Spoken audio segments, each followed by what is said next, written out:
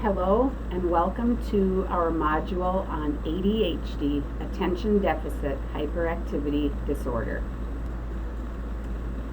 As we get moving, I want you to be reflecting on the content readings as well as from the group facilitation. What are some things that surprised you, and what was one thing that was new to you? You will have a separate document on which you can respond. In this presentation, it will be broken up into several different narrations. We'll have definition, characteristics, and causes. We'll have evaluation and IEP. And finally, we'll break it into instructional strategies and parent connections. All of these items will be connected to the topic of ADHD. One question I want you to think about, a few questions I want you to think about, would be, do you know someone with ADHD?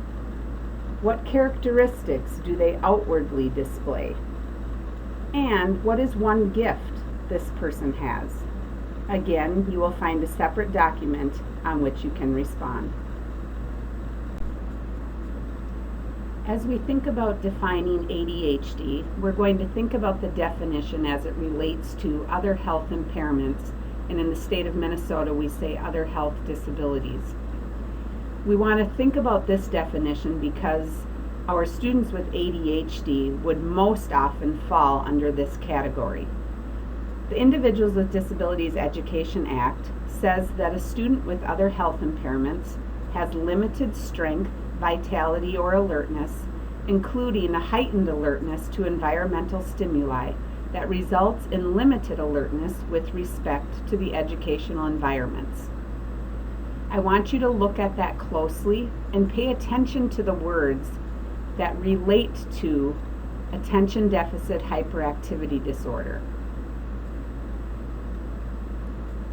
So when we think about the educational environments and all that was just spoken, we need to know that all of those things are due to chronic or acute health problems such as asthma, attention deficit disorder or attention deficit hyperactivity disorder, diabetes, epilepsy, a heart condition, hemophilia, lead poisoning, leukemia, nephritis, rheumatic fever, sickle cell anemia, and Tourette's syndrome, and that because of any one of those things adversely affects a child's education performance. So that is where we get into the special education component, is that because of one of those things adversely affecting a child's educational performance, they may qualify for special education services. As we look at ADHD, according to the Diagnostic Statistical Manual number 5, ADHD is a neurodevelopmental disorder defined by impairing levels of inattention, disorganization, and/or hyperactivity, impulsivity. Think back to that child that I asked you to think about, or that person you know. Do they fit into this definition of ADHD? Another component is inattention and disorganization entail inability to stay on task, seeming not to listen, and losing materials at levels that are inconsistent with age or developmental level. Again, think about that person who has ADHD. Third, hyperactivity, impulsivity entails overactivity, fidgeting, inability to stay seated, intruding into other people's activities, and inability to wait, symptoms that are excessive for age or developmental levels. You will see here, this part in the second bullet, we're looking at levels that are inconsistent with age or developmental level. And in this third bullet, we're looking at symptoms that are excessive for age or developmental levels. And that is really critical, especially as we're thinking of young children and whether or not that child might be with a teacher who may or may not be patient with some of these things that are truly natural for that particular developmental level. The other important component is that these symptoms must persist for at least 6 months be present in at least 2 settings, and not be attributable to another disability. So if we think about the 2 settings, we of course would think about one setting at school as well as a setting in the home environment. Looking deeper into the characteristics of ADHD. Thinking about predominantly inattentive type.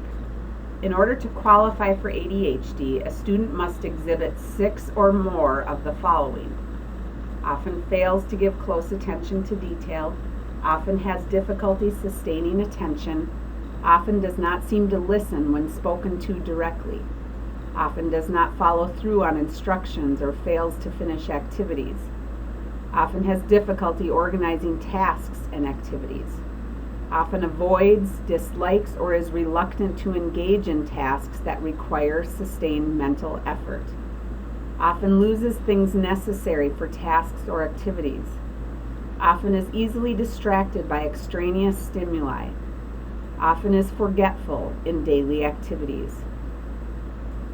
I want you to continue to look through these bullets.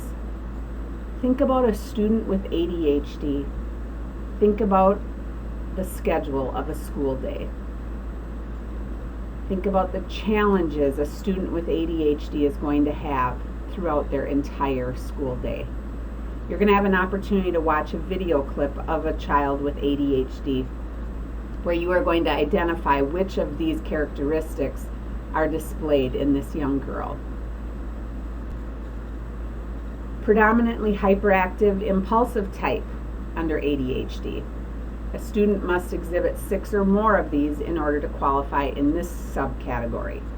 Hyperactivity would include students who often fidget with hands or feet or squirm in their seat, often leave seat in classroom or in other situations in which remaining seated is expected, often runs about or climbs excessively in situations in which it is inappropriate, often has difficulty playing or engaging in leisure activities quietly, often is on the go or acts as if driven by a motor, often talks excessively. Again, think about that school day, especially think about a day where a student may have a classroom teacher who does not have a lot of patience for characteristics such as these. Finally, impulsivity. Often blurts out answers before questions have been completed. Often has difficulty waiting to take turns. Often interrupts or intrudes on others.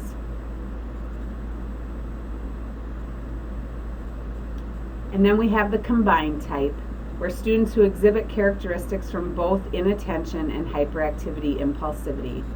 Distractibility is a key trait, and most students with ADHD do have this type.